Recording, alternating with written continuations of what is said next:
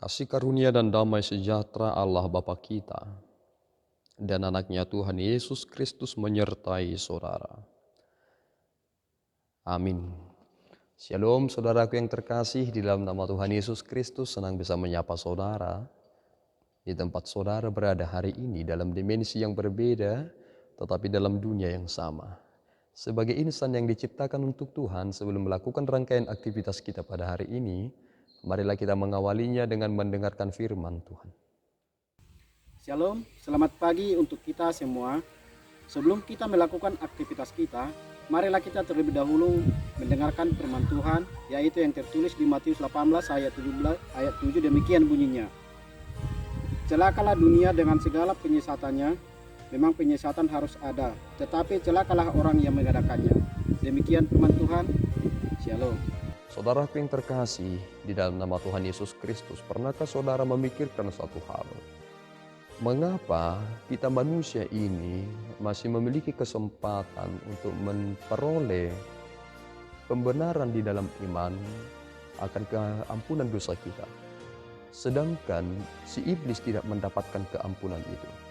Sehingga ketika kita memperhatikan apa yang dikatakan oleh Yesus Kristus, menjadi hal yang sangat prinsipil, bahwa ternyata neraka itu bukan diperuntukkan untuk manusia, tetapi diperuntukkan kepada malaikat-malaikat dan iblis yang melawan Allah. Sehingga kita harus memikirkan satu hal. Jika neraka itu diperuntukkan untuk si iblis, tetapi ada manusia yang masuk ke dalam neraka, maka kita dapat memperhatikan hal apa yang membuat manusia itu masuk ke dalam neraka.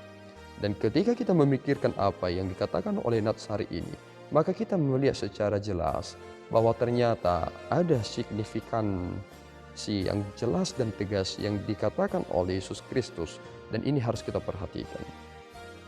Ketika Adam dan Hawa dicobai oleh si iblis, maka kita melihat bahwa Adam dan Hawa dalam konteks itu, dalam arti kecil, mereka adalah korban. Sedangkan si iblis adalah perencana. Sehingga kita tahu bahwa hukuman kepada korban, walaupun mereka menjadi pelaku dan dia yang menjadi perencana sekaligus juga adalah pelaku, hukuman mereka akan jauh berbeda. Sehingga kita beroleh pengampunan di dalam Yesus Kristus karena kita sebenarnya adalah pribadi-pribadi yang juga adalah korban dalam hal itu. Tetapi persoalannya adalah seperti ini. Jika dikatakan di dalam Matius pasal yang ke-18 ayat 7 ini, celakalah dunia dengan segala penyesatannya. Memang penyesatan harus ada.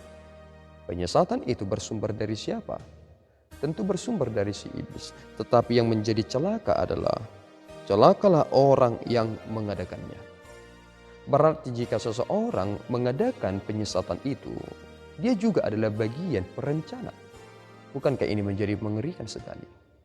Belakangan ini orang-orang bukan lagi hanya menyaksikan di siaran televisi korban-korban yang menjadi pembunuhan dan melihat pelaku itu dan kita membenci mereka. Tetapi masalah itu mulai dekat kepada keluarga kita sendiri. Bahkan ada dari antara keluarga kita sendiri yang melakukannya. Dan mungkin dia sendiri juga pernah mengutuki itu.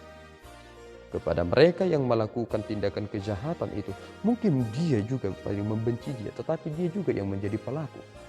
Apakah saudara melihat adanya pergeseran akan hal ini?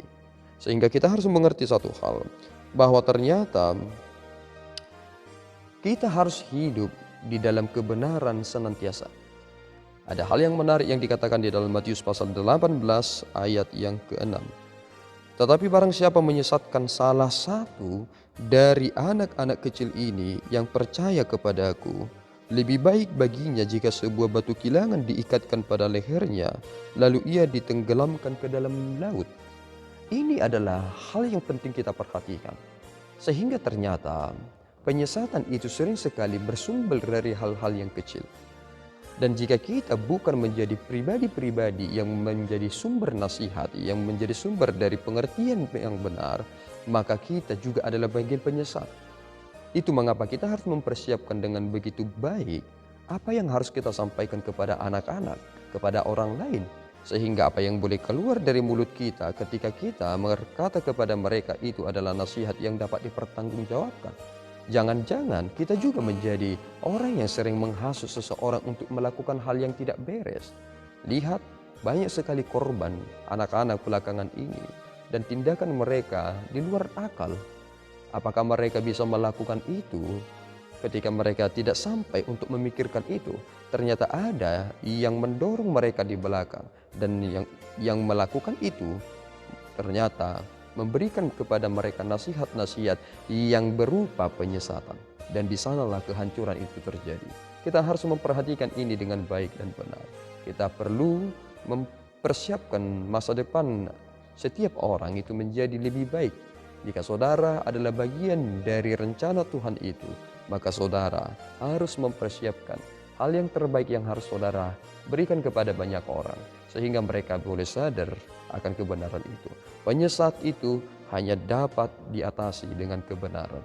Oleh karena itu saudaraku, teruslah berusaha dan lakukanlah kebenaran itu, dan katakanlah hal-hal yang benar dan baik sesuai dengan prinsip firman Tuhan, sehingga kita akan melihat masa depan akan lebih cerah karena kita mendapatkan generasi yang hidup dalam kebenaran. Tuhan Yesus memberkati, kita berdoa. Ya Tuhan, kami bersyukur atas berkat-Mu. Terima kasih Bapa atas firman yang kami telah terima pada saat ini. Tolong kami Tuhan, supaya kami adalah pribadi-pribadi yang membawa setiap anak-anak-Mu itu kepada kebenaran, bukan kepada penyesatan. Tolong kami Tuhan, kami tidak ingin sama dengan si iblis yang menjadi perencana untuk tindakan kejahatan. Tetapi kami ingin Tuhan, seperti anak-Mu Yesus Kristus yang memberitakan kebenaran itu, yang akan memberikan hidup kepada setiap orang. Bantu kami Tuhan di dalam Roh Kudus-Mu, sehingga kebenaran itu terus hidup di dalam kami, dan kami hidup sebagai pelaku-pelaku firman-Mu. Di dalam Yesus kami telah berdoa dan mengucap syukur. Anugerah Tuhan kita Yesus Kristus, kasih setia Allah Bapa, dan persekutuan Roh Kudus menyertai saudara. Amin. Tuhan Yesus memberkati.